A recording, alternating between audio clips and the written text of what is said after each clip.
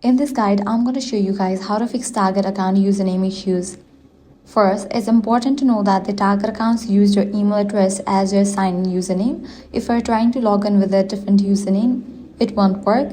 Make sure you are entering the same email address you used when creating your target account.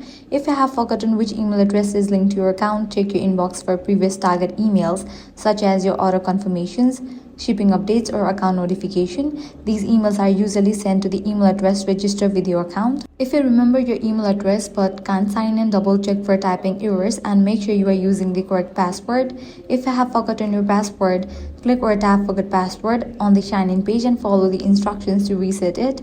If you have recently changed your email address, try signing in with your new email instead of the old one. If your account still is not recognized or you are unable to access it, contact Target customer support. They can help verify your account information and assist you with recovering access.